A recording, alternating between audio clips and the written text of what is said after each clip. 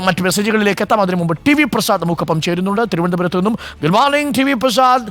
തിരഞ്ഞെടുപ്പിൻ്റെ ചൂടൊക്കെ കഴിഞ്ഞു, മഴ പ്രതീക്ഷിച്ചതുപോലെ കിട്ടിയില്ലല്ലോ ടി വി പ്രസാദ്, എന്ത് സംഭവിച്ചു?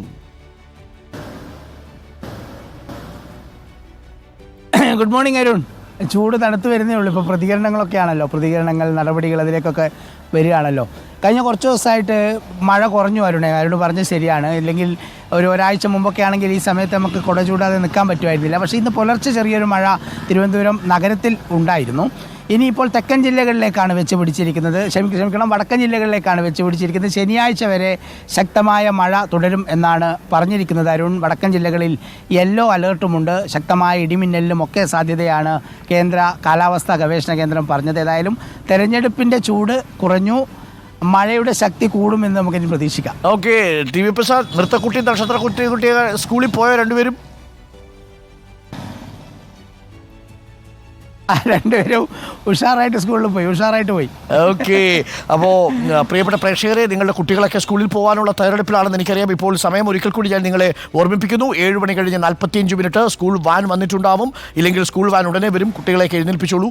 അപ്പോൾ ഇനി സടകുടഞ്ഞ് എഴുന്നേൽക്കേണ്ടത് കേരളത്തിൽ LDF ആണ്. ടി വി പ്രസാദ്, LDF ഇനി സടകുടഞ്ഞ് എഴുന്നേൽക്കേണ്ട സമയമാണ്. പ്രത്യേകിച്ച് 2019 പോലെ ഒരു സ്ഥിതിയാണ്. ഒരു സീറ്റേ കിട്ടിയുള്ളൂ എന്ന് മാത്രമല്ല, നമ്മൾ കണക്കെടുത്ത് നോക്കിയപ്പോൾ ഞെട്ടിപ്പോയി. 110 സീറ്റുകളിൽ UDF ഇത്തവണ മേൽക്കൈയുള്ളത്. 11 ഇടങ്ങളിലാണ് BJPക്ക് കേരളത്തിൽ മേൽക്കൈയുള്ളത്, വിവിധ നിയമസഭകളിൽ. അതിൽ പലതും CPM സിറ്റിംഗ് MLA-മാരുടെ സീറ്റുകളാണ്. എന്തിനേറെ കണ്ണൂരിലടക്കം കൈവിട്ടുപോയ കണക്കുകൾ നമ്മളുടെ മുന്നിലുണ്ട്. അപ്പോൾ CPM ഇനി കൂടിയാലോചനകൾ നടത്താതെ തരവില്ല. എന്തായാലും വലിയ വിമർശനങ്ങൾ പാർട്ടിക്കുള്ളിൽ ഉണ്ടാവും. ഒരു തെറ്റുതിരുത്തൽ തന്നെ നമുക്ക് പ്രതീക്ഷിക്കാം, അല്ലേ ടി വി പ്രസാദ്? ഉറപ്പായിട്ടും നേതാക്കളുടെ പ്രതികരണത്തിൽ നിന്ന് തന്നെ അത് തന്നെയാണ് വരുന്നത്. എന്തെങ്കിലും തിരുത്തി പോകാനുണ്ടെങ്കിൽ തിരുത്തി പോകും എന്ന് തന്നെയാണ് CPM സംസ്ഥാന സെക്രട്ടറി MV ഗോവിന്ദനും പറഞ്ഞത്. മുഖ്യമന്ത്രിയുടെ പ്രസ്താവനയിലും അത് തന്നെയാണ് പ്രതിഫലിക്കുകയും ചെയ്തത്. അരുൺ, CPM-ന് ഇപ്പോൾ സമീപകാലത്ത് ലോക്സഭാ തെരഞ്ഞെടുപ്പ് ഒരു ബാലികേറ മല തന്നെയാണ്. 2019 കാരണമുണ്ടായിരുന്നു പറയാനത്. ശബരിമല വിഷയവുമായി ബന്ധപ്പെട്ട് ഇടത് അനുഭാവികളായ വിശ്വാസികൾ പോലും ഇടതിന് എതിരായി വോട്ട് ചെയ്തു എന്നതാണ് 2019 പറഞ്ഞത്. പക്ഷേ ഇങ്ങ് 2024 എത്തുമ്പോൾ അതുപോലും അങ്ങനെ ഒരു സാധനം പോലും വിശദീകരിക്കാൻ ഇല്ല എന്നുള്ളിടത്താണ് ഇതിൻ്റെ ഏറ്റവും പ്രധാനപ്പെട്ട ഒരു പ്രശ്നം.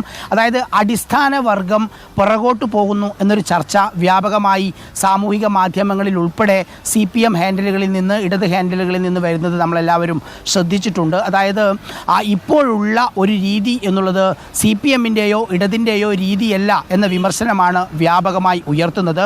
സമീപകാലത്തുണ്ടായ ഒരുപാട് വിവാദങ്ങളാണ് ഈ തെരഞ്ഞെടുപ്പിൽ, ലോക്സഭാ തെരഞ്ഞെടുപ്പിൽ ചർച്ച ചെയ്യുകയും ചെയ്തത്. അതിൽ UDF നേതാക്കൾ ഏറ്റവും കൂടുതൽ ഉന്നം വെച്ച് ചർച്ച ചെയ്തത് ആ മുഖ്യമന്ത്രിയുടെ മകളും CMR-ലും തമ്മിലുള്ള ഇടപെടലിൻ്റെ ഭാഗമായാണ്. അതുപോലെ തന്നെ പെൻഷൻ വൈകിയതും ആ ക്രമസമാധാന പ്രശ്നവും ഉൾപ്പെടെയുള്ള പല വിഷയങ്ങളും ചർച്ചയ്ക്ക് വന്നിട്ടുമുണ്ട്. എന്തായാലും ഒരു തെറ്റുതിരുത്തൽ ഉണ്ടാകും എന്ന് പ്രതീക്ഷിക്കാം. അത് എങ്ങനെയായിരിക്കും എന്നുള്ളതാണ്. മാത്രമല്ല, ഇനിയിപ്പോൾ പുതിയ ഒരു മന്ത്രി വരേണ്ടതുണ്ട് K രാധാകൃഷ്ണന് പകരം.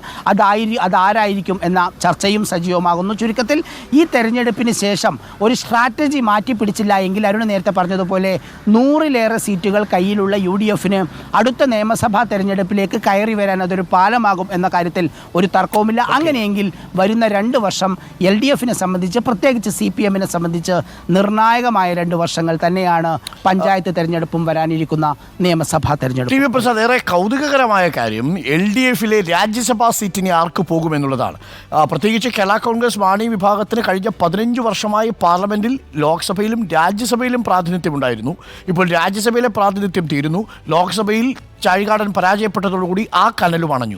അപ്പോൾ തീർച്ചയായിട്ടും ജോസ് കെ മാണി രാജ്യസഭാ സീറ്റിന് വേണ്ടിയിട്ട് വീണ്ടും വാശി പിടിക്കും. അതേസമയം തന്നെ CPI-യും ഇത് പാർലമെൻറ്റ് അംഗത്വം ഇല്ലാത്തതുകൊണ്ട്, കേരളത്തിൽ നിന്ന് പാർലമെൻറ്റ് അംഗത്വം ഇല്ലാത്തതുകൊണ്ട് സ്വാഭാവികമായും രാജ്യസഭാ സീറ്റിന് വേണ്ടി ശ്രമിക്കും. ബിനോയ് വിശ്വം വിരമിക്കുന്ന സീറ്റിലേക്കാണ് നടക്കാൻ പോകുന്നതും. അപ്പോൾ ഇനിയിപ്പോൾ CPM-ൻ്റെ മുന്നിലുള്ളത് ഇരു കക്ഷികളുമായിട്ടും ഉഭയകക്ഷി ചർച്ചകൾ നടത്തുക, ഈ പ്രശ്നത്തിനൊരു പരിഹാരമുണ്ടാക്കുക.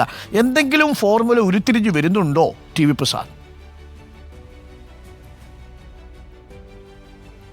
അരുണ് ചോദിച്ചതൊരു പ്രധാനപ്പെട്ട കാര്യം തന്നെയാണ്. കാരണം കേരള കോൺഗ്രസിൻ്റെ അവസ്ഥ നമുക്ക് എല്ലാവർക്കും അറിയാം. ഇപ്പോൾ പറഞ്ഞതുപോലെ ലോക്സഭയിലുമില്ല രാജ്യസഭയിലും ഇല്ലാത്ത സ്ഥിതി. അപ്പോൾ ഒരു സീറ്റ് വേണം എന്ന അവരുടെ ആവശ്യം ശക്തമായി അവർ ഉഭയകക്ഷി ചർച്ചയിൽ ഉന്നയിക്കും എന്ന കാര്യം ഉറപ്പാണ്. അതോടൊപ്പം തന്നെ അന്ന് ജോസ് കെ മാണിയെ കൊണ്ടുവരുന്നതിനോട് കടുത്ത എതിർപ്പ് പ്രകടിപ്പിച്ച CPI ഇപ്രാവശ്യം സംപൂജ്യരായി മടങ്ങി മത്സരിച്ച എല്ലാ ലോക്സഭാ സീറ്റുകളിലും തോറ്റതുകൊണ്ട് തന്നെ നിർബന്ധമായും അവർക്കും ഒരു രാജ്യസഭ വേണം എന്ന ആവശ്യം ഉയർത്താനുള്ള ഒരു സാധ്യതയാണ് എന്തായാലും ഉള്ളത്. ഇനിയിപ്പോൾ വരുന്ന ദിവസങ്ങളിൽ ഇന്ന് മുതൽ നാമനിർദ്ദേശ പത്രിക കൊടുത്തു തുടങ്ങാം. അതുകൊണ്ട് വൈകിക്കാനുള്ള ഒരു സാധ്യതയുമില്ല. ഇപ്പോൾ തന്നെ പിന്നണിയിൽ ചർച്ചകൾ നടന്നു തുടങ്ങിയിട്ടുണ്ട് എന്നാണ് മനസ്സിലാക്കുന്നത്. വരും ദിവസങ്ങളിൽ ആ ചർച്ചകൾ, അതായത് ഉഭയകക്ഷി ചർച്ച CPM മറ്റ് കക്ഷികളുമായി നടത്തി ഒരു തീരുമാനത്തിൽ എത്താതിരിക്കാൻ കഴിയില്ല. എന്തായാലും ഈ ചർച്ച ഒരു കീറാമുട്ടി തന്നെയാണ്. ഒരു സീറ്റ് അത് CPIക്ക് കൊടുക്കണോ അതല്ല കേരള കോൺഗ്രസ് എമ്മിന് കൊടുക്കണോ എന്നുള്ളത്. അത് ആർക്ക് ഓരോന്ന് കിട്ടി, ആർക്ക് ഒരെണ്ണം കിട്ടുന്ന അത് മറ്റേ കക്ഷി എതിരാവും എന്ന കാര്യത്തിലൊരു തർക്കവുമില്ല. അതെങ്ങനെ പരിഹരിക്കും എന്നതാണ് ചോദ്യം. അരുൺ, ഫോർമുല ഉണ്ടാകും എന്ന് നമുക്ക് പ്രതീക്ഷിക്കാം. സാധാരണ LDF ഇത്തരം വിഷയങ്ങൾ വളരെ കൃത്യമായി പരിഹരിക്കുകയും മുന്നോട്ട് പോവുകയും ചെയ്യുന്ന ഒരു സംഘടനാ രീതിയാണ് അവർക്കുള്ളത്. അതുകൊണ്ട് തന്നെ ഉഭയകക്ഷി ചർച്ചയിൽ ഒരു തീരുമാനമാക്കി അതിലൊരു തീരുമാനം ഉടൻ തന്നെ ഉണ്ടാകും എന്നാണ് രാഷ്ട്രീയ കേരളം പ്രതീക്ഷിക്കുന്നത്. ഓക്കെ.